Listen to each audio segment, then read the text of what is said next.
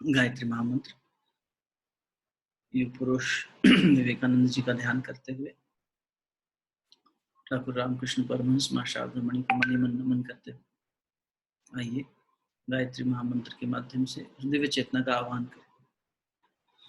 ओम भूर्भुवः स्वः तत्सवितुर्वरेण्यं भर्गो देवस्य धीमहि धियो यो नः प्रचोदयात्। ओम गुरुर्ब्रह्मा गुरुर्विष्णु गुरुरेव महेश्वरः गुरु साक्षात् परब्रह्म तस्मै श्री गुरुवे नमः।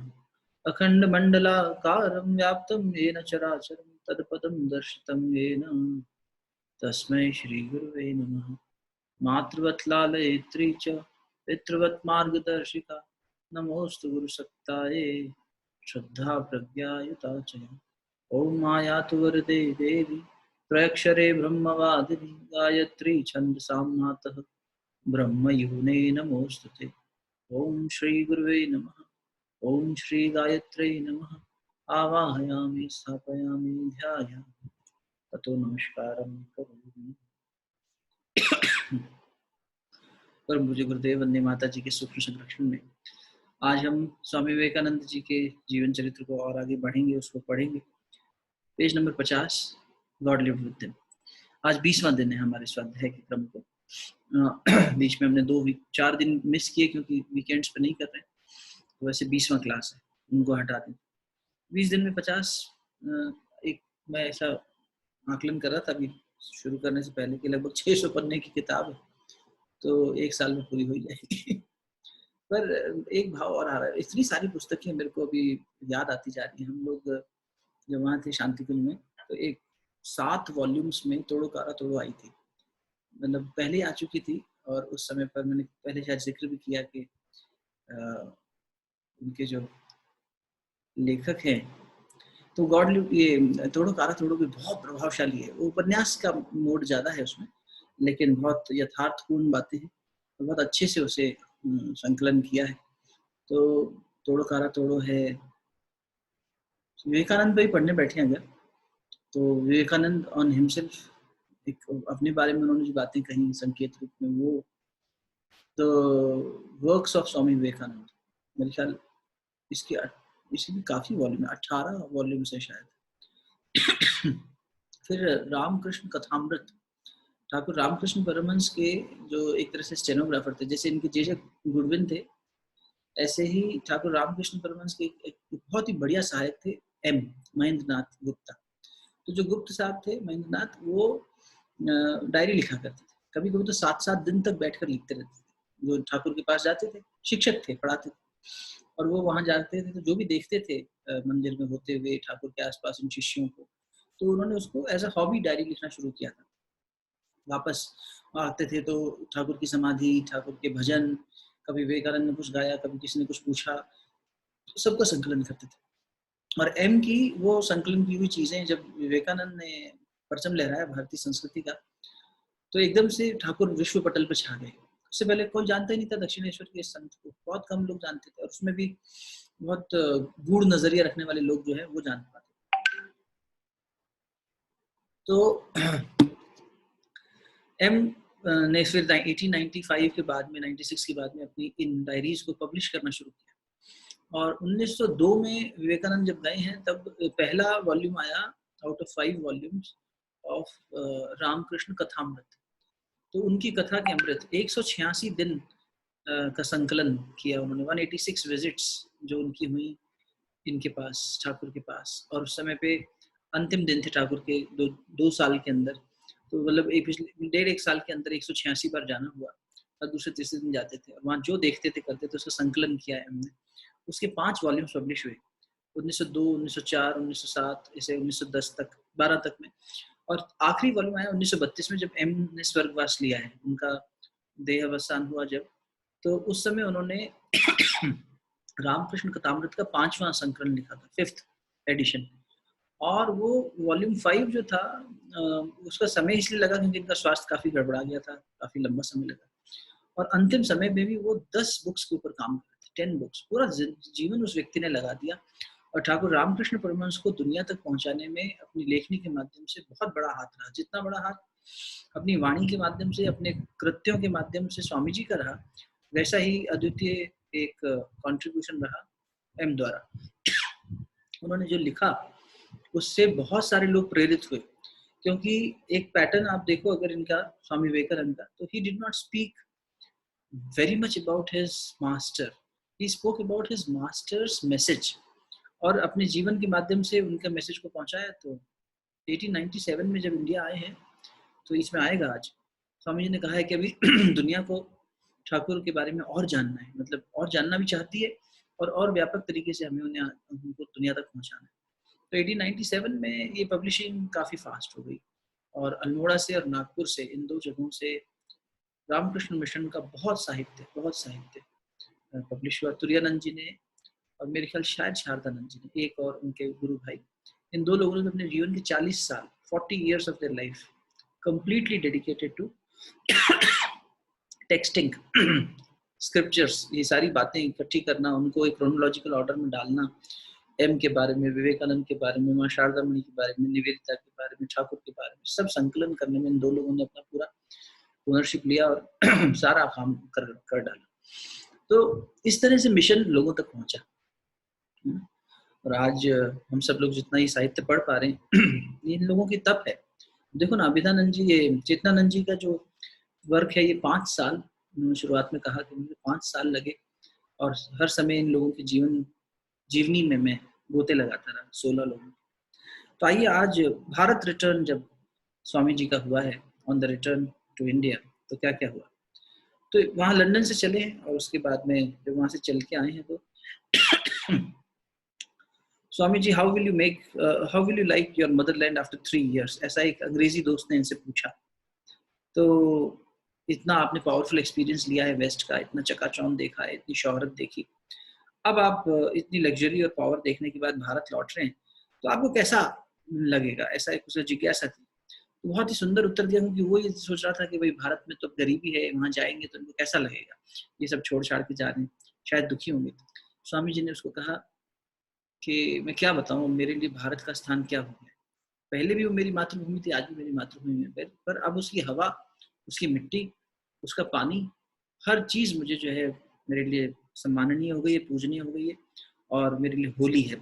मैं अपने देश में अपने मंदिर वापस जा रहा हूँ।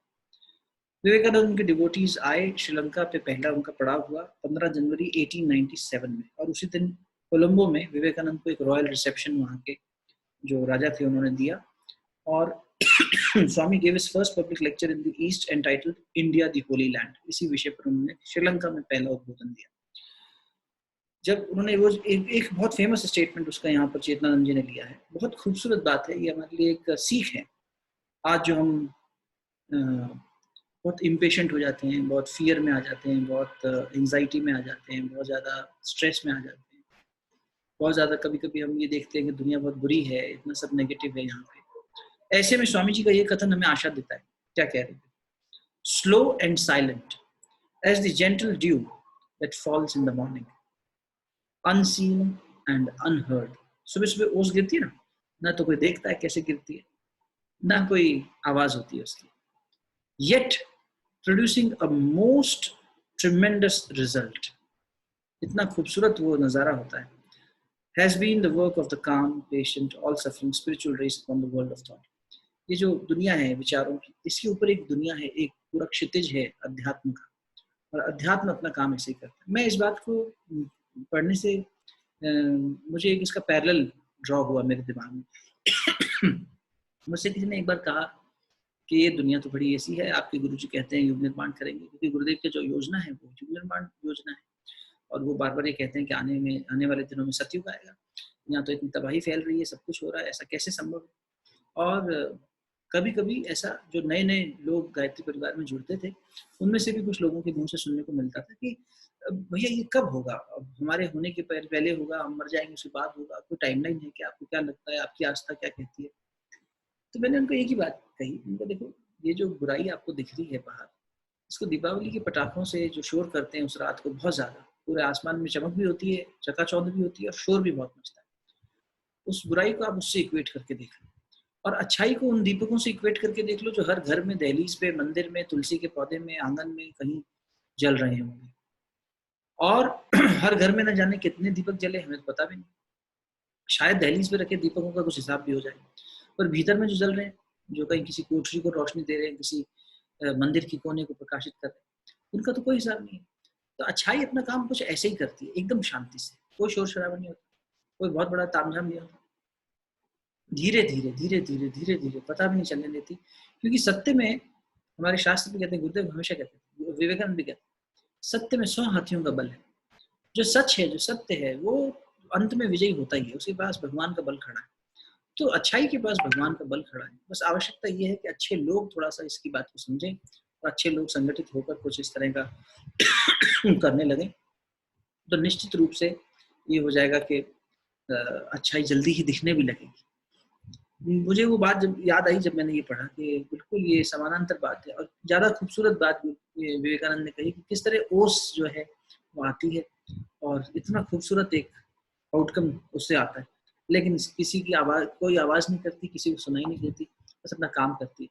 वैसा ही होता है सवेरा, बिल्कुल शांति से आता है। Vivekananda journey from Colombo to Madras was eventful. उसके बाद मद्रास आ गए। देखो मद्रास एक ऐसी जगह थी, आपका चेन्नई, कि वहाँ पर बहुत ज़्यादा मिशन को गति मिली, रामकृष्ण मिशन को वहाँ पर मजबूती मिली, गति मिली। ये वो लोग हैं मद्रास के जिन्होंने जब विवेकानंद जी को जाना था तो स्वामी के जाने के लिए पैसा बटोरना शुरू किया था, फंड रेजिंग शुरू करी।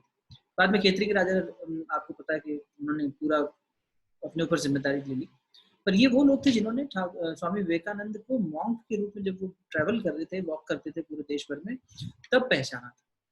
तो उस समय पर ना तो उनके पास इंटरनेशनल कोई फेम था, उस समय पर ना कोई उनका कोई ऐसा बैकग्राउंड था कि जिससे लोग प्रभावित हो जाएं एकदम से। वो अपने तप शक्ति के आधार पर लोगों से मिलते थे, अपनी एक उन्होंने लोक सेवा का क्रम बनाया हुआ था। उसी क्रम में जिन लोगों से वो मिले और जो उनसे प्रभावित हुए, उन लोगों ने अब वहीं पर जब दोबारा वापस आने की, अब तो कई साल बाद भी, 1886 से 1892 के बीच में चेन्नई, मतलब मद्रास जो है, दो तीन बार जाना हुआ था स्वामी जी का। और फिर उसके बाद में वहाँ से चले गए, राजस्थान होते हुए वहाँ चले गए, अपना अमेरिका चले गए। उसके बाद अब आए 1897 में, तो बहुत लंबे समय के बाद में, 5-6 साल बाद में इनको मिलना हो रहा। जो उस समय पर मद्रास के राजा थे, भास्कर सेतुपति, कितना सुंदर नाम है, भास्कर सेतुपति, उन्होंने स्वामी जी के वेलकम के लिए न केवल व्यवस्था बनाई, बल्कि 17 जगहों पर बड़े बड़े दरवाजे बने। स्वामी जी का भव्य स्वागत हुआ और स्वामी जी ने वहाँ पर आकर अपने वेस्ट में रहते हुए जो उन्होंने वहाँ कार्य किए उसके बारे में बताया, उसके बारे में कहा। उसके बाद वो रामेश्वरम गए, कांदी गए, जाफना गए, पाम्बन गए, रमनाड गए, ऐसी कई जगहों पर जाकर उन्होंने समय समय पर उसी ट्रिप में कलकत्ता आने से पहले एक नेशनल हीरो के रूप में, it is amazing that an unknown monk became a national hero. भव्य स्वागत था और पूरे भारत के अंदर एक तरंग जाग गई थी, एक सोया हुआ देश जाग गया था स्वामी जी के इस कार्य के बाद में। The enthusiasm of the people reached new peaks in Madras, where extensive preparations had been made for Vivekananda's reception. It was people of Madras who had first recognized Swami's greatness और उनके लिए जाने की तैयारी करी थी। जो पूरे गलियारे थे सज गए थे, सड़कें सज गई थी, पूरा शहर सज गया था, रेलवे स्टेशन से लेकर और जहाँ जहाँ वो जाते थे, जिस भी मार्ग से, हर जगह पर स्वामी जी का विवेकानंद वो हुआ, स्वागत हुआ। Vivekananda gave 4 lectures in Madras. All of his lectures from Colombo to Almora were recorded by the English disciple J.J. Goodwin and later got published. तो यहाँ पर स्वामी जी ने जो है वेदांत की वो बात कही थी जो जब हम परेशान हो ना, हमें याद रखनी चाहिए। जीवन में कभी भी चुनौती आए, कभी भी भय आए, कभी भी स्ट्रेस आए, कभी भी ऐसा अनिश्चितता घेर ले कि अब क्या होगा क्या नहीं होगा, तो उस समय ये याद रखना, arise awake and stop not till the goal is reached. उत्तिष्ठ जागृत, तब तक चलते रहो, उठो जागो, तब तक चलते रहो जब तक अपना गोल अचीव ना करो। और आगे की लाइन ज्यादा महत्वपूर्ण लगती है, strength is what the Upanishads speak to me from every page. वेदांत स्वामी जी वेदांत की प्रतिमूर्ति थे। वेदांत माने उपनिषद, वेदों का अंत उपनिषद, लास्ट पार्ट ऑफ वेदास। और बार बार वो उसका जिक्र करते थे, बार बार उसका उल्लेख करते थे। एक दूसरा, शिव के उपासक थे, शिव का तो एक तरह से अंश भी थे, वीरेश्वर थे, तो वो बार बार शिव की स्तुति भी करते थे। तो स्वामी विवेकानंद कह रहे हैं, मुझे उपनिषद का हर पन्ना ये कहता है, स्ट्रेंथ स्ट्रेंथ स्ट्रेंथ, शक्ति लाओ, be not weak, will sin cure sin, क्या पाप पाप से दूर होगा? वीकनेस क्योर वीकनेस, वीकनेस से वीकनेस ठीक होगी? नहीं। Stand up and be strong, उठो और अपने अंदर की शक्ति जागृत करो। The first step is getting strength is to uphold the Upanishad and believe. उठाओ अपने हाथ में उपनिषद और कहो, I am the soul, I am the omnipotent, I am the omniscient. Repeat these words, these blessed saving words. These conceptions of Vedanta must come out, must not remain only in the forest, not only in the cave, but they must come out at the bar and the bench, in the pulpit and in the cottage of the poor man. ये सिर्फ कंदराओं में और पहाड़ों में, गुफाओं में ना रह जाए वेदांत की सारी शिक्षा, ये गरीब आदमी के जीवन में भी आए, ये झोपड़ी में भी आए उसकी, ये महलों में भी आए, ये सब जगह आए, सबके जीवन में आए। क्या? उठो और जागो, अपने अंदर की शक्ति को पहचानो। गुरुदेव ने इसको एक सदवाक्य के रूप में कहा, अपना मूल्य पहचानो और विश्वास करो कि तुम दुनिया के सबसे महत्वपूर्ण व्यक्ति हो। हमने जब ये पहली बार सुना, हमें समझ ही नहीं आया कि गुरुदेव क्या कहना चाह रहे हैं। ऋषि की बात समझना आसान कहाँ होता है? अब ये ऋषि क्या कह रहे हैं? अपना विश्वास, अपना मूल्य पहचानो, ठीक है, अपना मूल्य पहचानो, ठीक, हम अपने आप को मूल्यवान मानो, और ये विश्वास करो कि तुम दुनिया के सबसे महत्वपूर्ण व्यक्ति हो। मतलब मैं दुनिया का सबसे महत्वपूर्ण व्यक्ति हो गया, 700 करोड़ से ज्यादा की आबादी में सबसे महत्वपूर्ण मैं कैसे हो गया? और इससे क्या मेरा ईगो नहीं बढ़ जाएगा क्या? ये गुत्थी सुलझी नहीं, मेरे से कई सालों तक नहीं सुलझी। जब एक दिन बहुत ज्यादा सोचते सोचते सोचते कुछ खुला अंदर से, और ये समझ में आया कि गुरुदेव कह रहे हैं कि तुम्हारे माध्यम से कुछ ईश्वर विशेष कराना चाहता है। तुम सब अपने अपनी क्षमता में यूनिक हो, तुम सब ईश्वर का अंश हो, और जब तक तुम अपना मूल्य नहीं पहचानो, ये वास्तविक मूल्य कि मैं शाश्वत हूँ, I am the soul, I am the omnipotent, I am the omniscient, I am the soul, I am the omnipotent, I am the omniscient, ये बात जब तक हम बार बार रिपीट करके खुद को नहीं कहेंगे, मैं वो आत्मा हूँ जो ईश्वर का अंश है, जिसके अंदर सारी संभावनाएं, तब तक हमारी क्षुद्रता का हम त्याग ही नहीं करेंगे। जब महानता को अपनाएंगे नहीं, क्षुद्रता को त्यागेंगे नहीं, तो फिर हम महान कार्य कैसे कर पाएंगे? और जब आप एक वो लीप ले लेते हो, वीकनेस से स्ट्रेंथ का, क्षुद्रता से महानता का, तो फिर उसके बाद आपको माध्यम जबरदस्ती बना लिया जाता है, यूं समझिए। When you're there, फिर तो गुरुदेव बार बार कहते थे, बेटा ये इमरजेंसी की वेला है, इमरजेंसी में तो सबका सदुपयोग किया जाता है, तो तुम्हारा कोई ना कोई सदुपयोग ईश्वर चेतना करा ही लेगी। तुम बस प्रस्तुत हो जाओ, अर्जुन की तरह तुम बस उन्मुख हो जाओ, और फिर तुम्हें देखते देखते भगवान अपने काम में लगा देगा। तुम्हारी पात्रता है नहीं है, हालांकि पात्रता की अपनी महानता है, पात्रता होनी चाहिए, मैं उस पर टिप्पणी नहीं करता, पात्रता बहुत महत्वपूर्ण है, लेकिन पात्रता से ज्यादा जिज्ञासा मुझे लगता है इम्पोर्टेंट है। अगर हम जिज्ञासु हैं, अगर हम लालायित हैं, हम भगवान को समझने की इच्छा रखते हैं, तो वो पात्रता भी विकसित करने की व्यवस्था बना देगा। धीरे धीरे आपको सत्पात्र बनाने का काम भी वो कर लेगा। जैसे कुम्हार मिट्टी को गढ़ता है, वैसे वो गढ़ता चला जाएगा, और तुम्हें एक बहुत खूबसूरत पॉट बना देगा, बहुत अच्छा पात्र बना देगा, और उसमें भर भी देगा। तुम बस सरेंडर कर दो, प्रस्तुत हो जाओ उसके सामने। विवेकानंद ने वही कहा। Vivekanand's bold message reverberated all over India and awakened the national consciousness. राष्ट्र चेतना को जगाया। गुरुदेव कहते थे, हम राष्ट्र की कुंडलिनी को जगाने आए, राष्ट्र की कुंडलिनी शक्ति।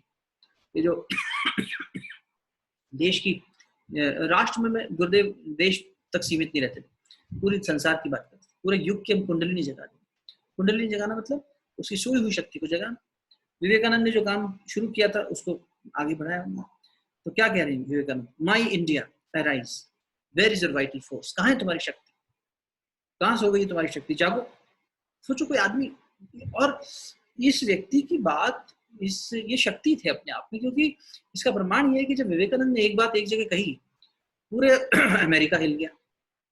वो बात पहुंचते पहुंचते हिंदुस्तान पहुंची अखबारों के माध्यम से, फिर यहाँ आकर उन्होंने फिर से लेक्चर्स लेने शुरू किए, पूरे देश की जागृति आ गई। सोया हुआ देश 800-900 साल से गरीबी के अंदर चला गया। 200-300 साल के अंदर 1700 में हमारे 1700s में हमारे देश की जीडीपी हुआ करती थी 24%, 25%, वो गिर के 2 से 3% पे आ गई। इतना हमारी वेल्थ खत्म कर दी गई। मासेस का जो एक तरह से तिरस्कार हुआ, उन सोई हुई मासेस को जगाया। क्लासेस तो अपना काम कर ही रहे थे। देखो क्लासेस लोग क्या थे, बंगाली लोग अंग्रेजों के गुलाम हो गए, क्षमा करना कोई बंगाली हो तो। पर उन्होंने स्वीकार कर लिया कि ठीक है, हमें आप क्लर्क बना दीजिए, हमें राव साहब बना दीजिए, उपाधियां दे दी अंग्रेजों ने, फूट डाल दी इसी तरीके से। तो जो प्रिविलेज्ड क्लास थी वो तो अपना तब भी फायदा उठाती रही थी, गरीबी के समय पे भी, गुलामी के समय पे भी उनका अपना उल्लू सीधा होता रहता, वो काम कर, मार खाई मासेस ने बॉटम ऑफ द पिरामिड में, और उनको जगाना जरूरी था। उनमें भी महिलाओं ने एजुकेशन सिस्टम खत्म कर दिया, मैकुले ने आके उसको लॉर्ड बोल बोल के, हमने जाने हमारे यहाँ लॉर्ड कृष्णा को बोलते थे, लॉर्ड रामा होते थे, लॉर्ड शिवा होते थे, अब लॉर्ड मैकुले हो गए। वो अचानक आके, और उस आदमी ने कहा है उसको लॉर्ड की उपाधि वहां से मिली। यहाँ तक हमारे देश में आलम था कि जब निवेदिता ने बच्चियों से पूछा स्कूल में कि रानी कौन है भारत की, तो बच्चों ने डर के या जैसे भी कह लो प्रभाव में आकर आंसर दिया क्वीन एलिजाबेथ। इतना गुस्सा करी है निवेदिता, तो वो तो इनकी चेली थी ना एकदम, बहुत बुरी तरह दहाड़ी। तुम्हारी आदर्श इस देश की अगर कोई रानी हो सकती है, निवेदिता के शब्द है, इस देश की अगर कोई रानी हो सकती है तो सीता हो सकती है बस, और कोई नहीं हो सकती। तुम अपनी संस्कृति भूले बैठे हो, तुम अपनी संस्कृति को पहचान नहीं रहे हो। और माँ बाप को डांटती थी निवेदिता, तुम अपने बच्चों को समझाओ, तुम्हारे पास वो धरोहर है, तुम वो बताओ बच्चों को कि क्या वास्तविकता है इस देश की, और हमें भी ये करना है, क्योंकि ये काम शुरू किए हुए इन महापुरुषों ने अपने जीवन त्याग कर दिया। अगर हम इस संस्कृति को लोगों तक नहीं पहुंचा पाए, हम आने वाली जनरेशन को ये नहीं बता पाए कि कौन थे ये लोग, क्या है हमारी संस्कृति, क्या है इसकी साइंस, तो आज तो और ज्यादा बहका हुआ इंसान है। आज तो उस आजादी में उन्मुक्त होकर वो खुद को पागल घोड़े की तरह दौड़ रहा है, कहीं ना कहीं, कभी इधर सर मारता है, कभी उधर सर मारता है, पैसे की हवस, नाम, शोहरत, इसके पीछे भाग रहा है। तो ऐसे में बहुत ज़्यादा ज़रूरी है कि हम आज के युवा को, आज के बच्चों को ये समझाएं कि इस देश की मूल क्या है, इस देश की जड़ें क्या है। और वही यहाँ पे वो कह रहे हैं इस बात में कि तुम जागो मेरे देश की, मेरी माँ तुम जागो, तुम्हारी शक्ति कहाँ है, अपनी शक्ति शुरू करो। बेड़ियों में जकड़ी हुई हो तुम, कोई बात नहीं, खड़ी हो। और कहते थे विवेकानंद, बेड़ियों में जकड़ी हुई माँ जिस दिन खड़ी हो गई, ये भारत माता, उस दिन कोई इसे रोक नहीं पाएगा। ये एक लेक्चर ऑर्गेनाइज हुआ था जिसमें निवेदिता को बुलाया गया, और वहाँ पर ये बात कही किसी वेस्टर्न स्पीकर ने, गुलाम तुम थे ही, तो ब्रिटिशर तो उसमें थे ही। उन्होंने बोला कि भारत में जो है नॉलेज और इसकी बहुत कमी है, और हम लोगों ने आके इसे ऑर्गेनाइज किया है, वरना ये तो छिन्न भिन्न हुआ एक तरह से किंगडम्स का समुदाय है, ये तो देश भी कहलाने लायक नहीं, ये तो देश भी नहीं। तो इन्होंने बहुत वहां पर जब इनको मौका मिला बोलने का, तो निवेदिता ने फिर से इस बात का खंडन किया कि आप किस भारत की बात कर रहे हो, आप कौन से भारत को यूनाइट करने आए हो, आप कौन से भारत के ऊपर अपना क्लेम कर रहे हो। अगर भारत पॉलिटिकली यूनाइटेड नहीं भी है तो कल्चरली और स्पिरिचुअली यूनाइटेड, इसकी नींव, इसकी जड़, इसके अध्यात्म है। और वही बात विवेकानंद जी यहाँ कह रहे हैं, in your immortal soul each nation like each individual has one theme in this life. हर देश की, जैसे हर व्यक्ति का एक सोल पर्पस होता है ना, जैसे देश भी क्या है, समूह तो है लोगों का, हर देश की एक लाइफलाइन होती है, एक वो लाइफलाइन उसे छीन लो तो देश खत्म हो जाएगा। तो उन्होंने कहा कि जैसे इंग्लैंड की लाइफलाइन है शासन करना, ये शासन किए बिना नहीं रह सकता ये देश, जिस दिन इसने शासन करना छोड़ा ये खत्म हो जाएगा। और देखो आज इंग्लैंड का हाल देखो, मार्जिनलाइज है, पूरे यूरोप में एक ब्रिटेन अलग है और बाकी यूरोपियन नेशंस अलग है। ब्रेक्सिट और ये सब करते कराते सब खत्म होता जा रहा है धीरे धीरे। ब्रिटेन सारा जितना उनका 1000 साल 1500 साल उन्होंने शासन किया जगह जगह जाके, सब खत्म हो रहा है। अब ये इस बारे में ये क्या कह रहे हैं कि भारत की लाइफलाइन क्या है। भारत की लाइफलाइन पूंजीवाद नहीं है, भारत की लाइफलाइन इकोनॉमिक और ये प्रोग्रेशन जो दिखाई देता है ये नहीं है। भारत की लाइफलाइन इसका अध्यात्म, भारत की जड़, भारत का मूल। और ये इन लोगों का तप है, स्वामी जी का, ठाकुर का, युग पुरुष श्री राम शर्मा का, अरविंदो का, महर्षि रमन का, ये इन लोगों का तप है जिन्होंने आज जो हम देखते हैं बिल्कुल सरलता से, कैसे आप सोचो, आप सोच कर देखो, कोई मोटी बुद्धि का आदमी मुझे इसका लॉजिक दे दे कि 170 से ज्यादा नेशंस एक साथ खड़े होकर कहते हैं हाँ मोदी जी चलिए इंटरनेशनल योगा डे मनाएंगे। क्यों भैया, एकदम से कहाँ से तुम कल तक सोए हुए थे, आज तुम्हें योगा डे बनाना याद आ गया। और फिर एक दो अनुमोदन नहीं, ऐसा भी नहीं कि 51-49 का रेशियो रहा हो कि जस्ट हमें इस वोट को पास करा ले गए। 90+% नेशन सपोर्टेड इट। कैसे? कोई सूक्ष्म में ऐसी तैयारी चल रही है कि इस चीजों को धीरे धीरे करके एकदम से लेकर आना है। फिर लगा कि चलो अब धीरे धीरे बस तो फैशन बन गया, अब अचानक ये कोरोना आ गया। देव शक्तियां इस तरह काम करती हैं, भारत जगत गुरु कैसे बनेगा? ऐसे ही बनेगा तब जब इसकी शक्ति के आधार पर लोग जीना सीखेंगे। आज देखो सादा जीवन उच्च विचार को धीरे धीरे लेके आ रहे हैं हमें भगवान। सादगी में आ जाओ, बहुत हो गया तमाशा, बहुत हो गई विंडो शॉपिंग, ऑनलाइन शॉपिंग, फलाना ढिकाना। बिल्कुल नेसेसिटीज, गुरुदेव कहते थे आवश्यकताओं का निर्धारण करो और परिस्थितियों से तालमेल बिठाओ, जरूरी है जीवन के लिए, तो तुम प्रसन्न रह पाओ। अब सारी आवश्यकताएं तुम्हें कितनी है पहले से निर्धारित कर रहे हो, उतने हिसाब से मंगा रहे हो, उतने हिसाब से खा रहे हो, उतने हिसाब से पहन रहे हो, कहाँ गया सब कुछ? यही हो रहा है ना। ये सब ये महाकाल की योजना का हिस्सा है, ये सब भगवान कर रहे हैं। और इस सब भगवान की योजना किसी इन ऋषि लोगों की तपस्या है, ये ऋषि लोग का तप। Vivekananda reminded his countrymen to be unselfish and to cultivate love and for the masses. Feel therefore, my would-be reformers, my would-be patriots. Do you feel? Do you feel that millions and millions of that descendants of gods and of sages have become next door neighbors to brutes? Do you feel that millions are starving today and millions have been starving for ages? Do you feel that ignorance has come over the land as a dark cloud? Does it make you restless? Does it make you sleepless? Has it made you almost mad? Are you seized with that one idea of the misery of ruin? And have you forgotten all about your name, your fame, your wives, your children, your property, even your own bodies? If so, that is the first step to becoming a patriot. अगर आप देशभक्त खुद को कहते हैं या देशभक्ति की बात करते हैं या उसकी तरफ बढ़ना चाहते हैं तो पहला कदम ये होगा। कितना बड़ा है ये कदम। आई लव माई इंडिया गाना गाने से काम नहीं चलेगा। ये कसौटी मांग रहा है स्वामी विवेकानंद। क्या कि जब तुम पागलों की तरह एक ही बात सोचो, जब तुम्हारी नींदें उड़ जाएं इस बात से कि तुम्हारे देश में कोई भूखा सो रहा है, इस बात से तुम्हारे को रूह कांप जाए तुम्हारी कि तुम जिस शांति से बैठे हो यहाँ पर कोई ना कोई वहाँ पर भूखा सो रहा होगा, कोई गरीब बैठा होगा, कोई अनपढ़ रह रहा होगा। जब तुम्हारे अंदर ये वाली चेतना जाग जाए ना, तब समझना कि तुम पेट्रियोटिज्म की तरफ पहला कदम बढ़ा चुके। पहला कदम आसान नहीं होता। सोचो ना 16 साल का बिस्मिल क्या सोचा होगा उस लड़के ने कि फांसी पे वो हंसते हंसते झूल जाए।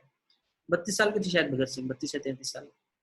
क्या सोचा होगा इन लोगों ने भाई। मेरे को तो ताज्जुब होता है कई बार सोचते हैं इनके ऊपर तो कि इतना बड़ा निर्णय और इतनी खुशी से ले लो, इतनी सहजता से ले लेना।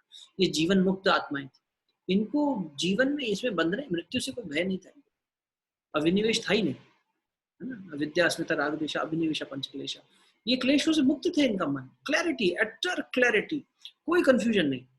मन कहीं आड़े आता ही नहीं था। इससे शादी कर लें, यहाँ खाना खा लें, यहाँ रस ले लें, यहाँ घूम आए, ये मूवी देख लें, ये कपड़ा खरीद लें, ये चिंतन कभी आया ही नहीं होगा शायद। सोचो भगत सिंह 3 साल का लड़का बाप से कह रहा है अपने पिताजी यहाँ पे बंदूकें बोलो, अगर इसको बोने से खेत में फसल आएगी तो बंदूकों की फसल बोते हैं, आओ फिर ये अनाज क्यों बोल। ये सोच लेके कोई आत्मा आई हो, क्या उसकी रेडियंस होगी, क्या उसकी पुरानी जर्नी रही होगी और क्या वो करने आई होगी। ये वो लोग मतवाले थे, नाम से आजाद, चंद्रशेखर आजाद गरीब। इन लोगों को पढ़ो भाई, जितना पढ़ सको पढ़ो, पढ़ाओ और बताओ लोगों को। एक आदमी के भरोसे की हिम्मत नहीं है बूते की, कितना पढ़े। अब ये स्वामी जी ले जाएंगे, जीवन खप जाए इनको पढ़ते पढ़ते, और कितने भी जीवन जा सकते हैं, एक भी क्यों। अभी आज मुझे किसी ने बड़ा आत्मिक वो दिया, लंबा सा संदेश, 2-3 संदेश भेजे ऑस्ट्रेलिया से कि आपके लिए कुछ मेरे मन में है। उसने एक बात अच्छी कही, उसने कहा भैया ये गुरुदेव के बारे में बताओ।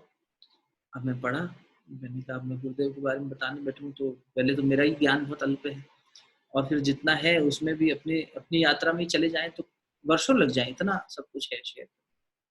मैं जो हूँ उन्हीं की वजह से मैं पहला तो यूँ कह दूं कि मंजरी ने जोड़ा इस रास्ते पर, लेकिन अब उस रास्ते उस बात में जाऊंगा तो अभी बह जाऊंगा, इसलिए नहीं जा रहा, रुक जाता हूँ, यहीं रुक जाता हूँ। लेकिन ये प्रस्ताव मुझे बड़ा अच्छा लगा कि चलो कभी बैठेंगे, भगवान ने चाहा। पर ये सब इतने विस्तृत हैं कि अभी तो हमने ठाकुर को पढ़ा ही नहीं है। इस पुस्तक में ठाकुर जितने हैं, ठाकुर ही पढ़ने बैठो। सोचो ना वो कथामृत 5 उसके संकलन है, वॉल्यूम है। नहीं फेसबुक नहीं जा रहा आज, अपना फेसबुक वो टेक्निकल प्रॉब्लम आ रही है, सिर्फ इस पे बाद में रिकॉर्डिंग डाल देंगे ना। तो ये अभी तो यही अपने आप में इतना वो है विस्तृत। कैसे देखते हैं भगवान जो योजना बनाएगा, अपनी शक्ति बढ़ानी पड़ेगी, ये समझ में आ गया। For the next 50 years, Swami ji ने लिखा, for the next 50 years let all other vain gods. अब देखो ये उस समय की मांग थी, इसलिए स्वामी जी ने ऐसा कहा है, और आज भी ये मुझे लगता है कि सही है, इसे हमें फॉलो करना चाहिए। For the next 50 years let all other vain gods disappear from our mind. सब भगवान एक तरफ रख दो। क्या गजब का कॉन्फिडेंस होगा इस आदमी का, कहाँ से लेके आते थे विचार। आदमी को कह रहे हैं तू अपनी आस्था ठीक कर, भगवान अलग रख, चल अपना भगवान अलग, ये मेरा भगवान, ये मेरा भगवान, क्योंकि देश बट रहा था भगवान के नाम पे, अंग्रेजों ने वैसे ही इस पे बांट रखा था। This is the only god that is awake, your our own race, everywhere his hands, everywhere his feet, everywhere his ears, he covers everything. All other gods are sleeping. Why should we vainly go after them when we can worship the God that we see all around us, the Virat, the cosmic God? The first of all worships in the worship of the Virat, of those all around us. These are all our gods, men and animals, and the first gods we have to worship are our own countrymen. ओम नमोस्तंताय सहस्त्रमूर्ते सहस्त्रपादाक्षि शुभोदि सहस्त्रनाम्ने पुरुषाय शाश्वते सहस्त्रकोटि युगधारिणे नमः। मैं कण कण में व्याप्त, जिसके अनेकों हाथ हैं, अनेकों मुंह हैं, अनेकों जिह्वाएं हैं, अनेकों जिसके मुख हैं, ऐसे उस विराट शक्ति को जो कण कण में व्याप्त, उसे प्रणाम कर। हम तो बोल देते हैं रोज, ये कह रहे हैं जियो भैया, मंत्र बोलने से काम नहीं चलेगा, ये जो दिखाई दे रहा है सब भगवान, इस विराट, इस कॉस्मिक कॉन्शियसनेस को देखो। आप जहां हो वहां से शुरू कर दो, आप ऑफिस में हो, घर में हो, कम से कम घर में देखना शुरू कर दो, अपने बच्चे में भगवान देखना शुरू करो, अपने पति में, अपनी पत्नी में भगवान का अंश देखना शुरू करो, अपने माँ बाप में भगवान का अंश देखना शुरू करो, ये तो देख लो कम से कम। परिवार से शुरू करो। तो गुरुदेव ने व्यक्ति निर्माण, परिवार निर्माण, समाज निर्माण। उस समय की बात ऐसी थी, विवेकानंद के समय की, ठाकुर के समय की, जब उन्होंने कहा कि राष्ट्र निर्माण के बिना व्यक्ति निर्माण नहीं हो सकता। स्वामी जी ने स्पष्ट किया। आज ऐसा नहीं है, आज राष्ट्र काफी हद तक निर्मित है, हमने काफी तेजी से प्रगति करी, आध्यात्मिक प्रगति भी वापस हुई है, आध्यात्मिक चीजें वापस लोग इंटरेस्ट ले रहे हैं, सुनना चाह रहे हैं, जानना चाह रहे हैं, साइंस भी उसको वेरीफाई कर रहा है, साइंटिफिक स्पिरिचुअलिटी की बात हो रही है, सब चीजें अब थोड़ी सी सुधरी हुई है। तो इसीलिए अब ये बात जरूरी नहीं है कि देश के निर्माण के बाद ही व्यक्ति का निर्माण होगा, देश का निर्माण हो रहा है लेकिन व्यक्ति का जो निर्माण हो रहा है आज, वो निर्माण हो रहा है एक दफा, यूनिडायमेंशनल। हमने शिक्षा को ही विद्या मान लिया है, हमने लाइवलीहुड को लाइफ मान लिया है, हमने पैसा कमाने को सक्सेस का पैरामीटर मान लिया है, हमने बड़ी गाड़ी, बड़ा बंगला, इसको हैप्पीनेस का पैरामीटर मान लिया। ये सारी चीजों को हमें रीडिफाइन करना होगा। गुरुदेव कहते थे वापस परिभाषित करो, चीजों को ठीक से परिभाषित करो, ये परिभाषाएं गलत हो गई। तो ये जो परिभाषा आज के समय में, गुरुदेव कहते हैं कि ठीक है, तुम व्यक्ति निर्माण से शुरू करो, और व्यक्ति निर्माण के बाद दूसरा परिवार निर्माण। अपने परिवार तुम्हारा एक ऐसा वो है जहाँ 4 से 5 सदस्य रह रहे हैं, तुम 4 लोग 3 लोग साथ में रहते हो, कहाँ तुम्हारा इन्फ्लुएंस उन 2 लोगों पे भी नहीं है कि अपनी पत्नी और अपने बच्चे पे नहीं है, या अपनी पत्नी और माँ बाप पे नहीं है। तुम 3-4 लोगों के ऊपर अपना इतना प्रभाव नहीं रख सकते कि वो तुम्हारी अच्छी बात भी माने, तो फिर तुम क्या, इसका मतलब तुम बने ही नहीं। पहले खुद को बनाओ, और फिर तुम्हारी बात का प्रभाव तुम्हारे आचरण के माध्यम से इन लोगों तक पहुंचे, और कम से कम तुम इनमें ये करके देखो, एक्सपेरिमेंट। परिवार में तो एक्सपेरिमेंट करो कि अपनी अपनी पत्नी के पैर छुआ कर सुबह उठ के, और ये सोचा कर कि ये गुरुदेव की बेटी है, और तू ये मत समझना कि तेरे पैर छू रहा है तो तेरा ईगो बढ़ जाए, तू भी इसके पैर छुआ कर कि ये भगवान का बेटा है। तो अगर हम ये भाव भी रख लें कि हाँ, जो भी मेरे जीवन में सदस्य हैं, ये ईश्वर के भेजे हुए रिप्रेजेंटेटिव्स हैं, ये भगवान है, इनकी सेवा करनी है। ड्यूटी देखो, एक होता है हम अपना कर्तव्य निभा रहे हैं, मन मार के ही सही, ठीक है, बच्चा घर में है, उसे पालना है, पोसना है, करना है, या पति का ध्यान रखना है, या बुजुर्ग सास ससुर या माता पिता हैं उनका ध्यान रखना है, तो आउट ऑफ सोशल नॉर्म्स कह लो, या आउट ऑफ एक इंडियन कल्चरल वैल्यूज कह लो, हम कर रहे हैं। लेकिन यहाँ भी अब ऐसा विघटन दिखाई देता है, तभी तो वृद्धाश्रम इतने खुले हुए, तभी तो इतना अनाथालय खुले हुए, कि नहीं तो नहीं होते। अगर हम अपनी संस्कृति में इतना डंका बजा के कह रहे हैं कि इंडियन कल्चर, तो हमारे देश में ये ऑर्फनेजेस और ओल्ड एज होम नहीं होने चाहिए, पर है। ये प्रमाणित करता है कि हमें भी डिटेरियोरेशन बहुत ज्यादा आ गया है, हमारी वैल्यूज में भी। तो कम से कम अपने परिवार में जो एक छत के नीचे लोग रहते हैं, वहीं ये प्रयोग करके देख लें कि जो व्यक्ति मेरे जीवन में है वो भगवान का रिप्रेजेंटेटिव है, मुझे उसे उसी तरह से ट्रीट करना है। मैं अपना ईगो, अपनी इच्छाएं, अपनी तृष्णाएं उस पर हावी होने नहीं दे सकता कि भैया ये देखो, मैं पुरुष हूँ, तुम नारी हो, मैं पति हूँ, तुम पत्नी हो, इत्यादि, मैं बड़ा हूँ, तुम छोटे हो, इस तरह का रौब जमाने की बजाय तुम भगवान के रिप्रेजेंटेटिव हो, उस नाते मैं तुम्हारी सेवा करने के लिए प्रस्तुत करता हूँ। करके तो देखें, प्रयोग करके देख लेते हैं। अरे अभी साल भर का प्रयोग कर लो, 1 साल जीवन का ये प्रयोग नहीं कर सकते। अच्छा नहीं साहब 1 साल तो बहुत लंबा हो जाए, 6 महीने कर लो, 1 महीना कर लो, हफ्ता भर करके देख लो बस। 1 दिन के प्रयोग को तो नहीं कहूँगा, क्योंकि 1 दिन के प्रयोग में उतना मजा नहीं आएगा, समझ नहीं आएगा, स्थिरता नहीं आएगी। 1 हफ्ते प्रयोग करके देख लो, जब मन करे गुस्सा करने का, किसी पे चिल्लाने का, किसी पे जब दिल रूठ जाए किसी से, तो ये कहना है भगवान का बंदा है।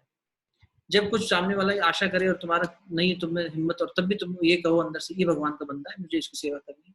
जब उसकी नाजायज मांग को भी तुम देखो, उसकी गलत चीज को भी देखो, फिर को ये भगवान का बंदा है, भगवान ही ठीक करेगा, ये मेरे जीवन में सेवा के लिए आया है, सेवा करवाने, मुझे इसकी सेवा करनी है। याद रखना श्रद्धानंद की कहानी मैंने कई बार सुनाई है। गुरुकुल कामिनी के जो संस्थापक थे, उनकी पत्नी और उनके जीवन के बारे में कई बार ये कहानी सुनाई है मैंने, कि कैसे वो सेवा करती रही। आज की कलयुग की नारी कोई ऐसा सती सावित्री पुरानी की बात नहीं कर रहे, आज की नारी जिसने सतीत्व से अपने पति को, उनके शराबी एडिक्शन को छुड़वाया, सेवा भाव से, सिर्फ बिना कभी कहे, कभी नहीं काउंसलिंग करी बैठ के देखो दारू पीने से, शराब पीने से नुकसान होता है, फलाना होता है, ठिकाना होता है, कुछ नहीं।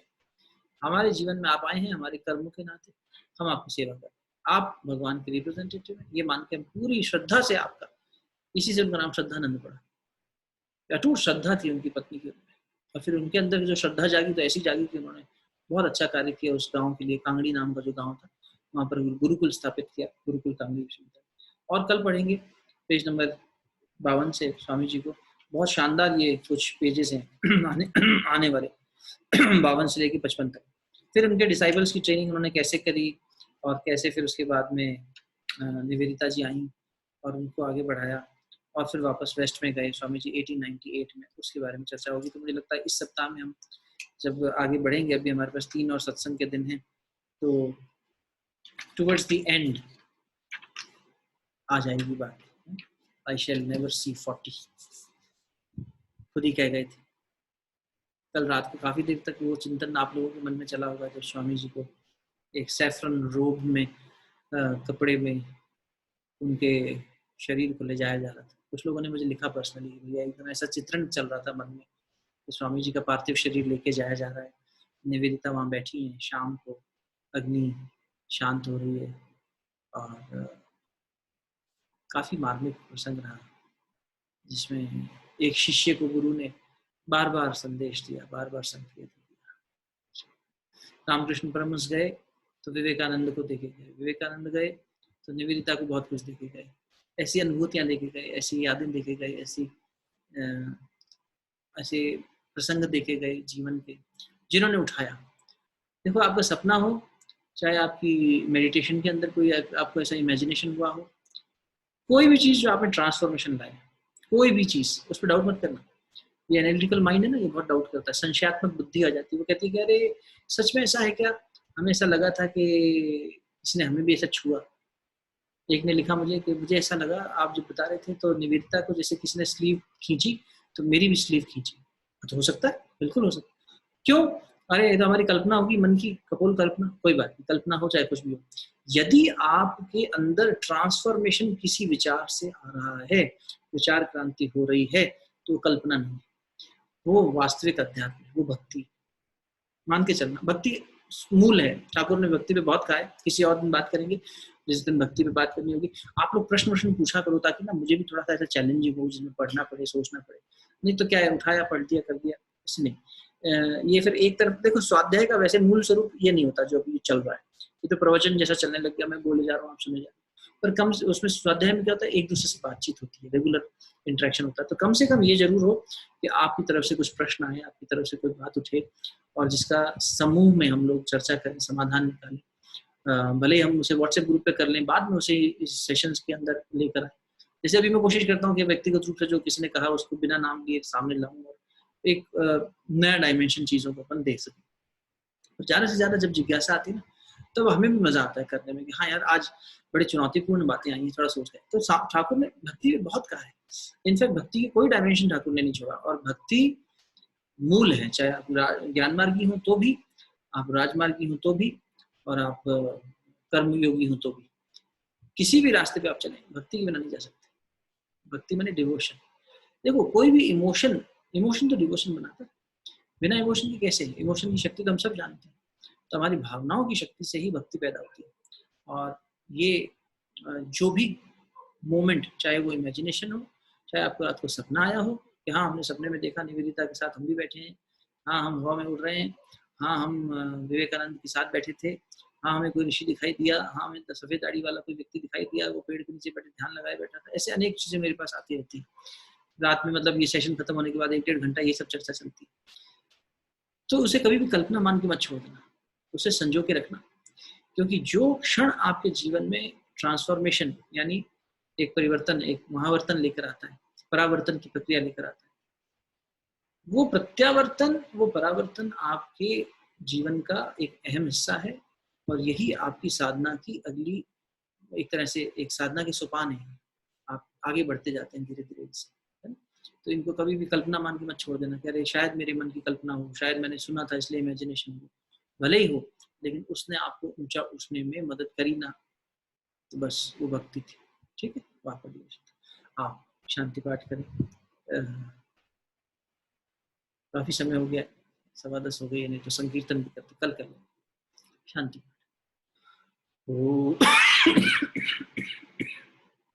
ओम द्यो शांति अंतरिक्ष शांति पृथ्वी शांतिरापः शांतिरौषधयः शांति वनस्पतयः शांतिर्विश्वे देवाः शांतिर्ब्रह्म शांतिः सर्वगं शांतिः शांतिरेव शांतिः सामा शांतिरेधि।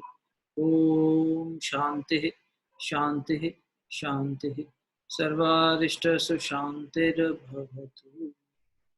ओम नमोऽस्तुनन्ताय सहस्रमूर्तये सहस्रपादाक्षिशिरोरुबाहुवे सहस्रनाम्ने पुरुषाय शाश्वते सहस्रकोटियुगधारिणे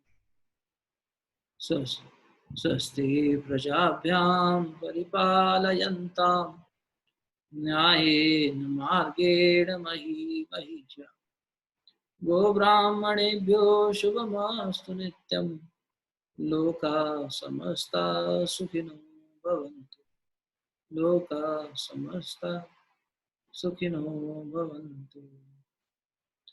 दोनों थे आपस में मिलिए, प्राप्त दिव्यता को अपने मुखमंडल पर हृदय स्थान पर अच्छे से स्पर्श कराइए। थैंक यू सो मच, बहुत बहुत साधुवाद आप लोगों को। कल मिलते हैं, स्वामी जी के यात्रा को आगे समझने की कोशिश करें। बहुत बहुत शुभकामनाएं, धन्यवाद।